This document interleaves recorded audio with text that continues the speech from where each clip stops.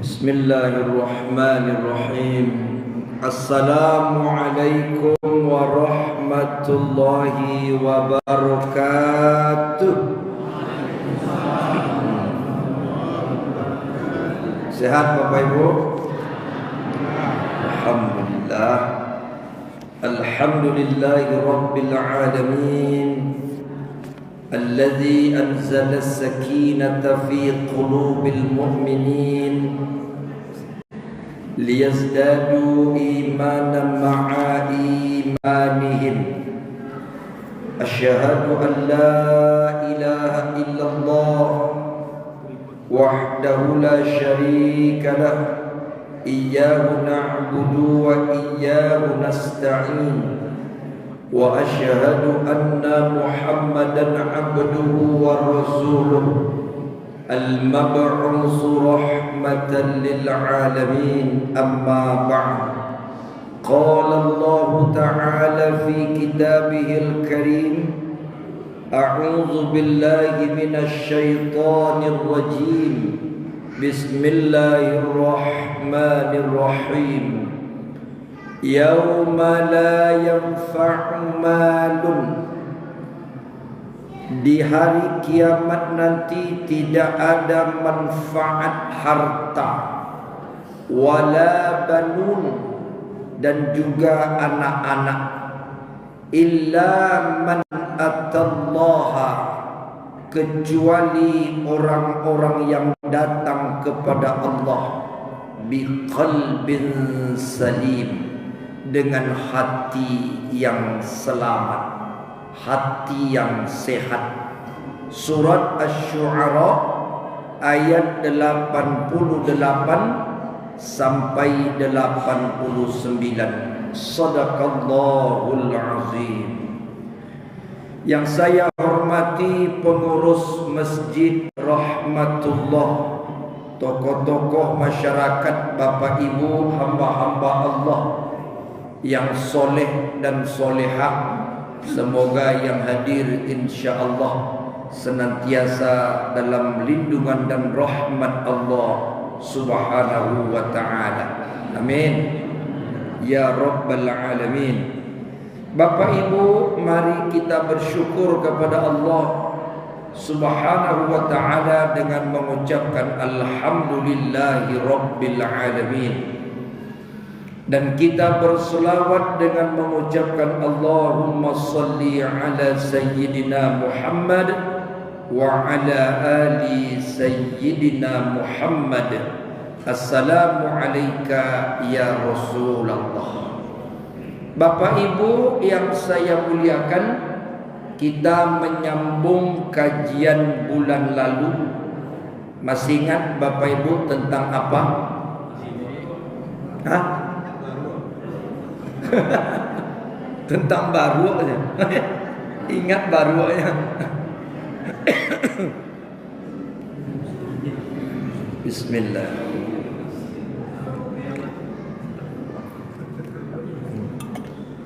Tentang macam-macam hati manusia. Dalam kitab Ihya Ulumuddin yang dikarang oleh Hujjatul Islam Imam Al-Ghazali rahimahullah, hati manusia itu ada 3 macam. Bulan kemarin kita sudah sampai berbicara tentang makna hati. Makna hati, ada hati yang disebut dengan qalbun, ada yang disebut dengan fuad. Ada hati, ada nurani. Nah, itu sudah kita kaji kemarin. Sekarang kita sambung tentang macam-macam hati. Yang pertama disebut dengan qalbun mayyit.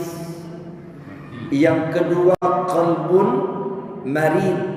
Yang ketiga qalbun salim. 3 macam.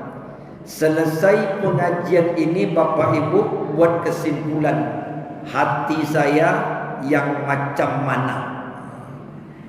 Hati yang pertama qalbun mayit, artinya hati yang mati. Mati hati. Jadi kalau sampai tingkat mati hati, ada payah. Yang kedua qalbun marid, hati yang berpenyakit, hati yang sakit. Ketiga hati qalbun salim, hati yang sehat, yang selamat. Dari tiga hati ini, satu hatilah yang sampai kepada Allah. Kita terangkan satu persatu. Apa makna qalbun mayit? Hati yang mati. Hati yang mati itu hati yang tidak lagi bisa mendengarkan nasihat. Hati yang tak mau lagi menghadap kepada kebenaran. Hati yang tak bisa diberitahu. Tak mempan lagi, udah beban. Bahasa Pekanbarunya madah. Bahasa Melayunya teking. Udah teking itu, tak bisa lagi atau mati. Dalam Al-Quran kata Allah, innal ladzina kafaru sawa'un 'alaihim a anzartahum am lam tunzirhum la yu'minun. Tak bisa lagi. Sesungguhnya orang-orang kafir itu kata Allah, yang engkar, hati yang mati, sama saja. Sawa'un 'alaihim, sama saja. A anzartahum, kau kasih nasihat, beri peringatan, amlam tunzirhum, atau tidak diberi peringatan, sama saja. La yu'minu, mereka takkan beriman. Kenapa mereka hatinya mati? Khatamallahu ala qulubihim. Khatam apa artinya? Hah? Khatam, tutup. Apa lagi? Selesai. Apa lagi? Tamat. Apa lagi? Kunci. Mana yang cocok dari empat itu? Mana yang cocok? Tutup, tamat, selesai, kunci. Yang cocok kunci. Maka makna khatamallahu ala qulubihim, dikunci hati mereka oleh Allah. Kalau sudah Allah yang mengunci pintu hati, siapa yang bisa buka? Tak ada. Wa ala sam'ihim, pekak telinganya, tak dengar lagi kebenaran, azan pun tak dengar lagi. Walaupun tinggal bersepadan dengan masjid, dia takkan solat karena pekak. Ya kan? Telinga pekak. Saya bapak ibu pernah pergi wirid sore-sore, jamaah ibu-ibu taklim sedang membangun masjid. Bangun apa? Tower, menara. Lagi bangun apa nih Pak Ketua? Bangun menara Ustaz. Wah mantap. Berapa meter rencana? Ya sekian meter lah. Untuk apa Ketua? Biar suara azan terdengar. Jadi di atas tower itu dibuat speaker biar dengar orang banyak. Dalam hati saya sama aja. Sama aja. Tapi untuk mempercantik masjid tak apa-apa. Ada wakaf orang, ada sedekah orang kan. Tapi kalau dikaji untuk mengimbau orang, Pekanbaru nih Bapak Ibu, ya maaf bicara, Pekanbaru nih setiap RW ada masjid. Bahkan setiap RT ada masjid. Tempat saya tinggal tuh Bapak Ibu di Tenayan Raya, 1 RW 5 masjid. Sahur menyahut Allahu Akbar, Allahu Akbar. Sahur menyahut. Istilahnya tidak ada lagi orang tak dengar azan tuh. Mustahil. Tapi karena hatinya sudah mati, telinganya dipekakkan Allah. Mau azan orang, mau tidak azan orang, sama saja. Jadi jangan dimarahi. Dia ada pekak. Orang pekak jangan dimarahi. Dia pun tak dengar. Tak mau ke masjid lagi. Tak mau. Walaupun tinggal dekat masjid. Nantilah pas mati, barulah ke masjid. Jadi bayar. Iya kan?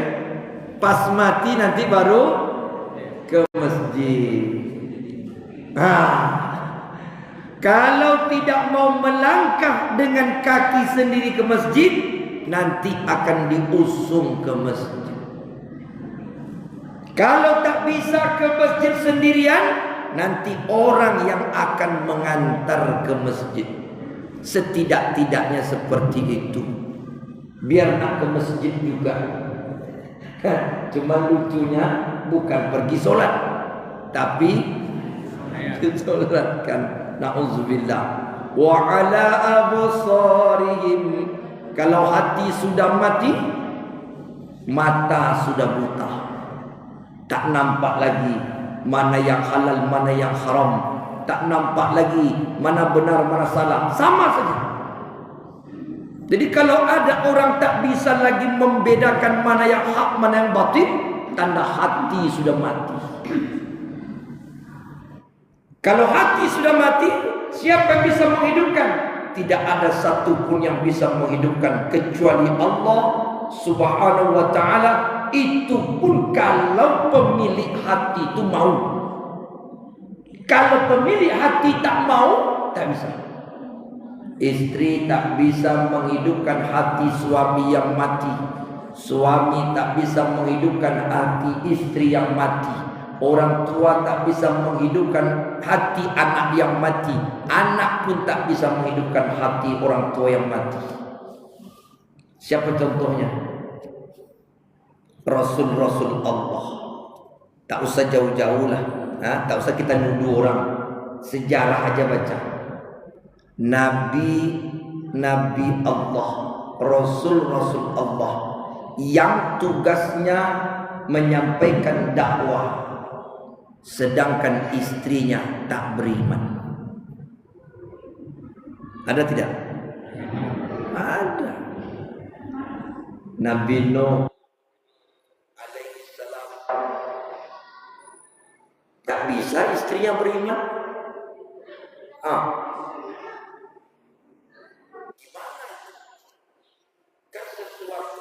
Yang kadang-kadang tak masuk akal, tapi terjadi. Apa kurang Nabi Nuh? Rasul kekasih Allah, utusan Allah, dididik langsung oleh Allah. Maaf bicara Bapak Ibu, kawan satu ranjang dengan Nabi Nuh tidak mau beriman pada Allah. Apa kurang Nabi Nuh? Apalagi kita. Berapa umur Nabi Nuh? Ada yang tahu? Umur Nabi Nuh berapa? Berapa? 950 tahun umur Nabi Nuh. Berapa tinggi badannya? Baca sejarah. Harus tahu. Nabi Adam 1000 tahun, tingginya 30 meter. Kata Rasulullah 60 hasta. Satu hasta itu lebih kurang 47 sampai 49 cm. Anggaplah 50 cm satu hasta. 2 hasta 1 meter. 60 hasta 30 meter. Itu tinggi Nabi Adam. Masjid kita ni berapa meter nih Pak Haji? 2. Tak sampai 30 kan? Mungkin setinggi dada Nabi Adam baru, atau setinggi pinggang Nabi Adam.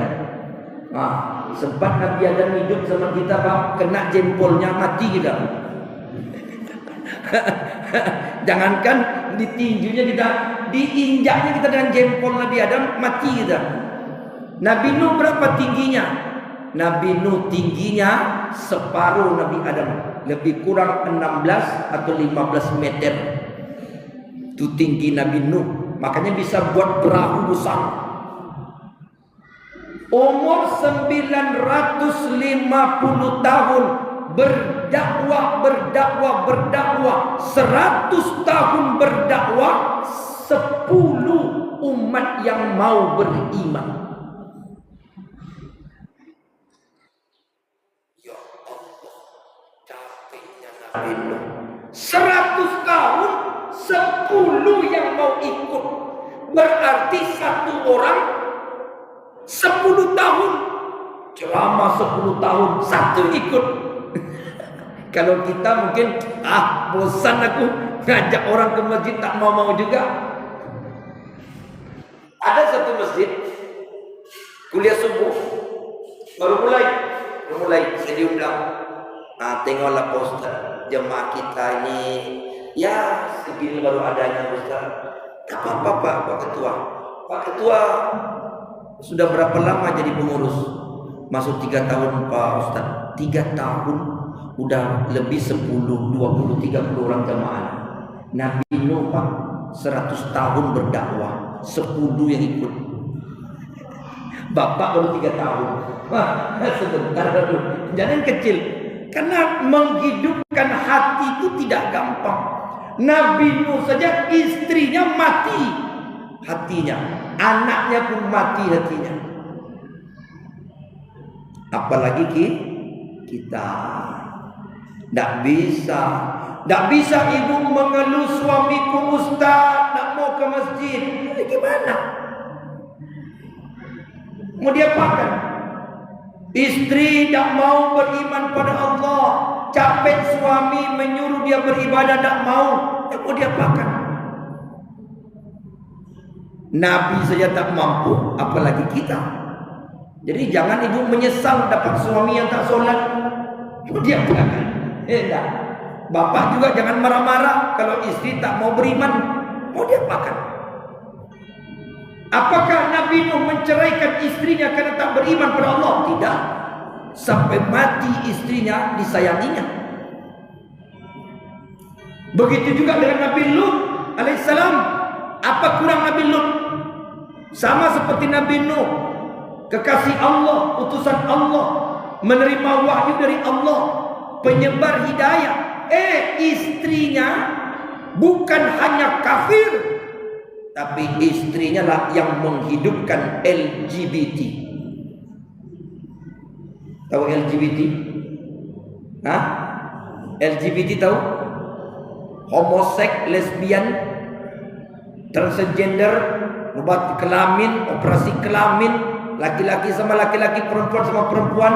Itu sudah ada sejak zaman Nabi Lut di negeri Sodom.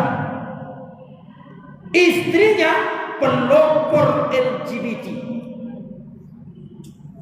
Bayangkan, istri Nabi malah menjadi pelopor LGBT. Kalau sempat sekarang, zaman sekarang nih Bapak Ibu, ada ustadz, ada ulama, istrinya preman, bergunjing orang. Lewatlah motor depan Masjid Rahmatullah. Perempuan rambut dicat-cat pendek kayak jantan, pakai tato gambar cacing pita sini. Di sini gambar kerbau, celana pendek, kaki bertato pula. Ngebut-ngebut, bertanya orang, siapa perempuan itu? Istri Ustaz. Ustaz mana? Ustaz Idi Setiawan. Itu gak dipakai lagi tuh. Jadi undang Ustaz lagi, istrinya aja tak dididiknya. Apa masalahnya? Nabi Nuh saja Rasul tak bisa mengajak istrinya beriman. Iman itu ada di hati. Hati itu milik pribadi masing-masing. Sebaliknya begitu juga. Asiyah binti Muzahim punya suami Fir'aun. Apakah Asiyah pernah minta cerai? Tak pernah. Walaupun suaminya Fir'aun, orang paling kejam di dunia, paling zalim, paling kafir, paling sombong, paling lalim. Asiyah perempuan solehah, Pernah dia minta cerai kepada Fir'aun? Tak pernah. Kenapa orang sekarang sedikit-sedikit mengeluh, minta cerai, minta cerai? Kenapa ibu minta cerai? Tak mau sholat suami saya Ustaz. Tak mau sholat dia. Kenapa begitu? Sholat ibadah urusan dia kepada Allah Subhanahu wa taala. Urusan ibu beribadah taat, beribadah kepada Allah dan melayani suami dengan penuh hati, seikhlas-ikhlasnya. Mau sholat atau tidak? Suami begitu juga. Jangan mentang-mentang istri tak mau berjilbab diceraikan. Tidak ada. Tugas suami menyampaikan, mendakwahkan. Tak mau dia sudah. Ada kalimat begini yang harus hati-hati dan dipahami dengan baik. Jangan salah paham. Ustaz, saya pernah dengar ceramah kalau istri berbuat dosa, suamilah yang pertama sekali berdosa. Oh, tunggu dulu. Maksudnya apa? Kalau ada istri tak solat, suami berdosa. Kalau ada istri tak pakai jilbab, suami berdosa. Tunggu dulu. Wala taziru waziratu wizra ukhra. Tidaklah seseorang memikul dosa orang lain. Masa istri tidak solat, suami yang berdosa? Dari mana pula dalilnya? Masa istri tidak pakai jilbab, suami yang berdosa? Dari mana dalilnya? Suami sedang sholat tahajud tengah malam, istri berzina, lalu suami dapat dosa. Susah betul jadi suami. Maksudnya di situ adalah suami punya kewajiban mendidik istrinya. Ya ayyuhalladzina amanu qu anfusakum wa ahlikum naro. Kewajiban suami membimbing, mendidik, mengajar keluarganya, istri dan anak-anaknya. Kewajibannya. Kullukum ra'in wa kullukum mas'ulun an ra'iyati. Setiap suami itu pemimpin, akan diminta pertanggungjawaban atas kepemimpinannya. Kalau suami tidak menjalankan kewajibannya, tidak pernah menasihati istri, tak pernah membimbing istri, membiarkan istri cuek saja, lalu istri tak sholat, istri tak menutup aurat, baru suami berdosa. Bukan karena tidak berjilbabnya, bukan karena tidak sholatnya, tidak menjalankan kewajibannya untuk membimbing istrinya. Dosanya tuh di situ. Bukan tiba-tiba suami di rumah, anak-anak tidur, istri selingkuh, berdosa, suami yang berdosa. Bukan begitu. Jika suami tidak menjalankan kewajibannya, lalu istri berbuat dosa, suami berdosa karena tidak menjalankan kewajiban. Nabi Nuh sudah menjalankan kewajiban. Nabi Nuh sudah membimbing. Nabi Nuh sudah ngajar. Istrinya madah. Itu masalahnya. Nabi Lut sudah membimbing, menjalankan kewajiban sebagai suami. Istrinya yang tak mau ikut. Kewajiban selesai. Dosa tidak dipikul. Tidak ada dosa memikul dosa orang lain. Anak begitu juga. Bapak sudah didik anak, sudah bimbing anak, sudah ajar dia beriman, beri rezeki yang halal, tunjukkan pendidikan yang baik, di rumah dicontohkan yang baik. Madah juga, ya dosa dia. Masa dosa bapak juga? Nabi Nuh anaknya durhaka, Kan'an kafir. Apakah Nabi Nuh berdosa? Tidak. Nabi Nuh sudah menjalankan kewajiban, anaknya yang tak mau beriman. Tanggung jawab selesai. Karena kita ini punya kemampuan yang terbatas. Paham Bapak Ibu? Jadi tidak ada dosa memikul dosa orang lain. Tidak ada. Sama seperti contoh Bapak Ibu ya, kekeliruan di tengah masyarakat. Kalau orang sudah dikuburkan, lalu menangislah istri meraung-raung di atas kuburan. Jangan menangis bu, nanti diazab suami ibu. Kenapa pula suami diazab, ibu yang menangis? Masa dia pula sudah mati memikul dosa pula? Ini banyak Pak kekeliruan-kekeliruan di masyarakat. Jangan nangis kita, jangan merintih-rintih, kasihan jenazah diazab. Nah, dia tak berbuat kok dia kena azab. Ada datang lagi istri membuka muka suaminya, diciumnya suaminya jadi jenazah. Jangan nangis Bu, nanti air mata ibu jadi api neraka. Apa pula hubungan? Orang kematian suami, lalu orang menangis, manusiawi. Basah mukanya Ustaz, lap, ambil tisu lap, selesai. Ini orang pula dilarang yang menangis. Ada dosa situ. Dosa apa? Suami dia yang mati. Ya, tolong Bapak Ibu yang tukang panitia BSKM tidak mengerti agama, tidak usah jadi panitia, merusak-rusak akidah aja. Tidak ngerti dia pula jadi pengurus BSKM. Datang anak, dipeluknya maknya, nangis. Jangan nangis nak, air matamu nanti membuat azab untuk mak. Apa pula hubungan air mata dengan azab? Anak menangis, mak kena azab. Dalil dari mana itu? Itu hadis mana dia dapat itu? Orang ketemu mak dia menangis, ketemu bapak dia menangis, tumpah air matanya, basah muka maknya. Apa salahnya? Salahnya di mana? Betul Bapak Ibu? Sering kan? Hah? Kalau dia meratap yang berdosa, tapi meratap itu apa pula dosa? Orang jenazah dan mati berdosa. Yang meratap itu berdosa. Tak boleh meratap dia. Itu dia yang berdosa. Apa hubungan dengan jenazah?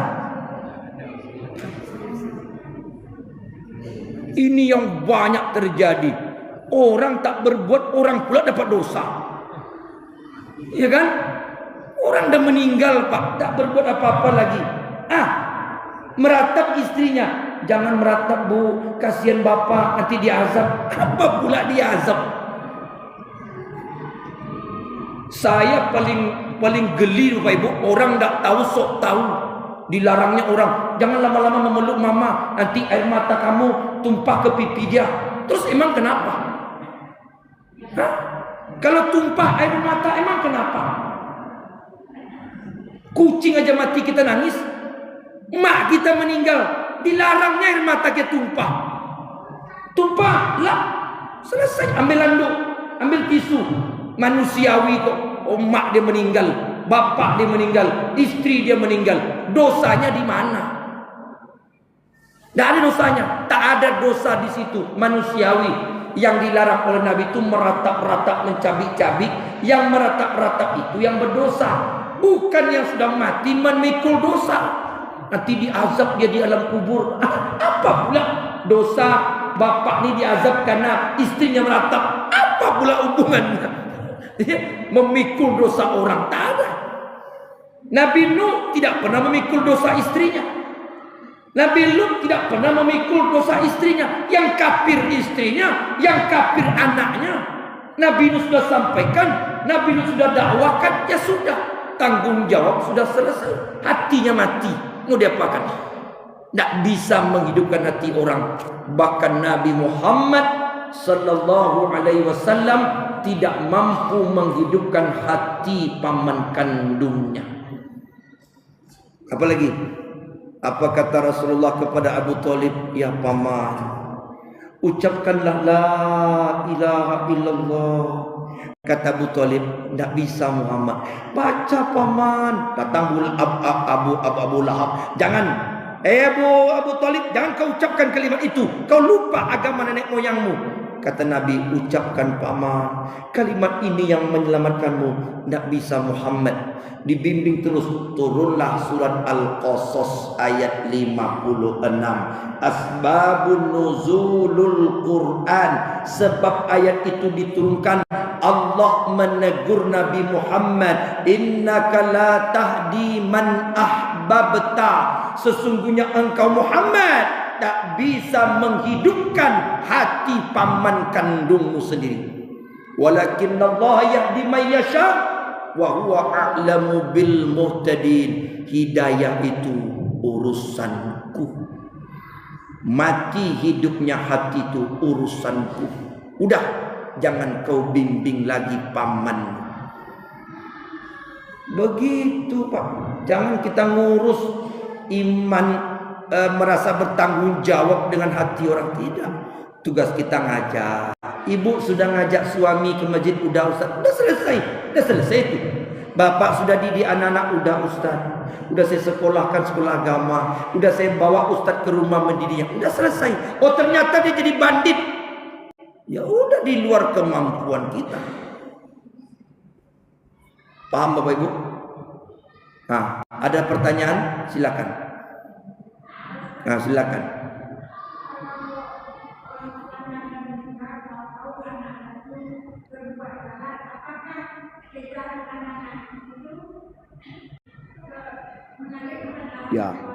Ya.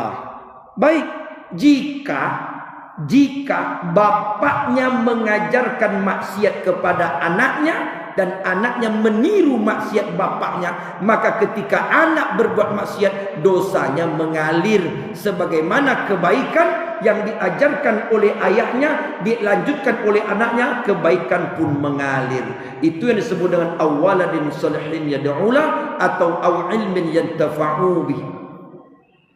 Tapi kalau bapaknya tidak pernah mengajarkan keburukan, mengajarkan kebaikan, meninggal bapaknya, anaknya bermaksiat, dosa masing-masing. Ngapa pula bapak yang ikut bertanggung jawab, yang berdosa anaknya kok? Bapaknya sudah mengajarkan baik-baik, kewajiban bapaknya mendidik anaknya sudah dijalankan. Ya Bu ya, sudah dijalankan. Di luar itu kemampuan manusia tidak ada. La yukallifullahu nafsan la usaha. Tak zalim Allah kepada hambanya. Dia tak berbuat, dia sudah menjalankan kebaikan, tiba-tiba dapat dosa. Dosa dari mana? Yang dosa mengalir itu Bu, itu tadi. Bapaknya mencuri, diajarkan anaknya mencuri, diajarkan anaknya berjudi. Mati bapaknya, anak masih berjudi. Ilmu berjudi itu mengalir terus dosanya kepada bapaknya, karena anak itu bermaksiat karena mencontoh maksiat dari bapaknya. Bukan hanya bapak saja, siapapun kita, ketika kita berbuat maksiat dicontoh oleh orang lain, kita mati, banyak orang mencontoh keburukan kita, ya mengalir dia dosa jariah. Ya Bu ya, paham Bu? Tapi kalau bapaknya sudah ngajar baik-baik, dibimbing baik-baik, meninggal bapaknya, jadi preman anaknya, ya udah tanggung diri masing-masing, nggak ada hubungan dengan bapak. Apakah Nabi Nuh dapat dosa karena anaknya kafir? Nggak mungkin seorang Rasul menanggung dosa, nggak mungkin. Rasul itu maksum dan tidak akan menerima dosa dari siapa-siapa. Karena Nabi Nuh sudah menjalankan tugasnya. Ya Bu?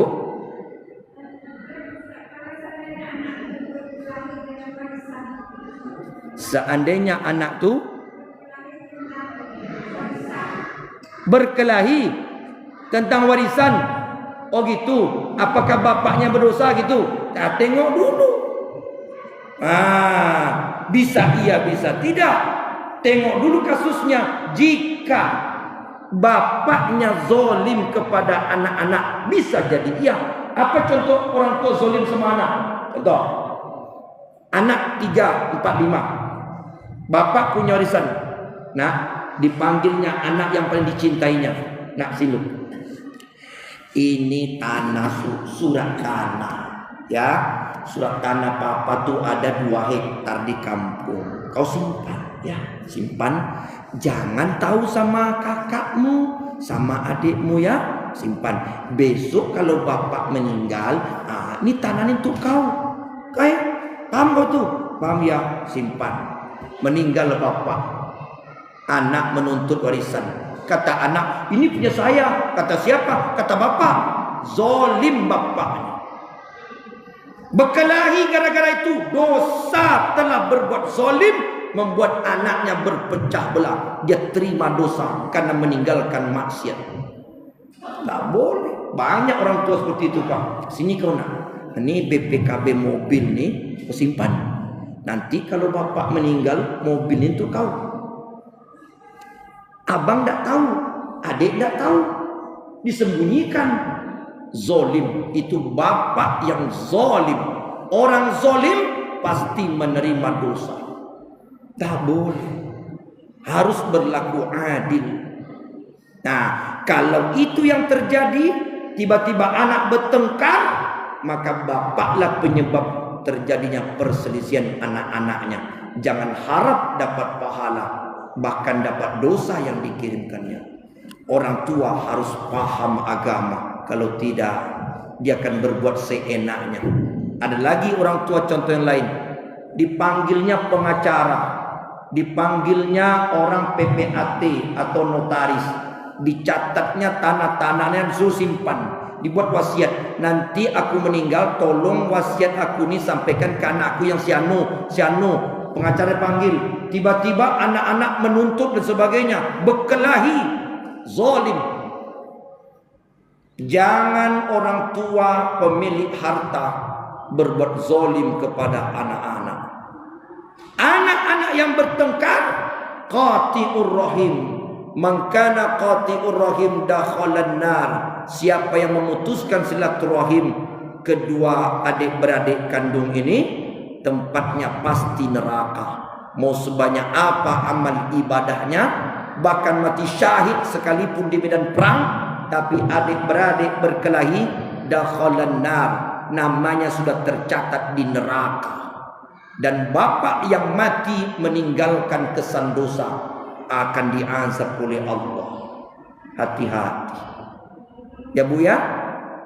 Jangan sampai bertengkar. Orang tua meninggalkan kezoliman untuk anak-anaknya. Tapi kalau sudah berlaku adil bapaknya, ibunya dan sebagainya, pemilik harta, sudah memberi wasiat dengan baik-baik dengan adil, tiba-tiba anak bertengkar juga, itu sudah di luar kemampuan orang tua. Karena dosa tidak dipikul untuk orang lain. Ya. Masih ada? Paham? Ini hati yang mati. Kalau sudah masuk harta dalam hati kita, bisa hati yang mati. Itu makanya adik-beradik berkelahi, tak masuk lagi nasihat. Tak masuk lagi nasihat agama. Tak boleh kalian bertengkar gara-gara harta. Tak boleh kalian berpecah belah gara-gara merebut harta warisan. Tak dengar lagi. Udah pekak dia. Udah buta mata dia. Pokoknya jatahku sekian. Pokoknya jatahku sekian. Sawa'un alaihim a'anzartahum am lam tunzirhum la yu'minun. Sama saja bagi mereka. Mereka takkan mau lagi mendengarkan nasihat Allah. Jangan heran setelah orang tua meninggal, ibu bapak meninggal, anak-anak kocar-kacir bertengkar karena harta yang mereka bagi tidak dengan cara yang baik, hancur. Maka menangislah orang tua, berharap anak mendapatkan, mengirimkan doa, rupanya anak sibuk bertengkar. Ya Allah. Menangislah orang tua, capek mendidik membesarkan. Bukan boro-boro anak bangun tengah malam berdoa, bukan anak baca Quran, anak baca berapa jatah saya. Dan Bapak Ibu, tolong diperhatikan ini satu nasihat. Anak-anak kita sekarang nih kelihatannya akrab kan? Kelihatannya bergurau-gurau, kumpul rame-rame, ribut-ribut gitu kan, bercanda. Tahu enggak Bapak Ibu? Kenapa? Karena kita masih hidup. Anak-anak tuh akrab kelihatannya Bapak Ibu, karena bapak maknya masih hidup. Ketika kita orang tua sudah meninggal, baru tahulah anak kita itu siapa sebenarnya. At-Taghabun ayat 14 Allah mengatakan, musuhmu yang paling besar adalah anak kandungmu sendiri. At-Taghabun ayat 14. Baca di rumah nanti. At-Taghabun ayat 14. Musuh bapak ibunya adalah anak kandungnya sendiri. Kata Allah, bukan kata Ustaz. Demikian, terima kasih. Insya Allah nanti kita masuk kepada hati yang kedua, hati yang sakit. Semoga Allah hidupkan hati kita dan bersihkan hati kita. Amin. Mohon maaf lahir batin. Subhanakallahumma wa bihamdika asyhadu an la ilaha illa anta astaghfiruka wa atubu ilaik. Wallahu a'lam bisawab. Perbanyak maaf. Wassalamualaikum warahmatullahi wabarakatuh.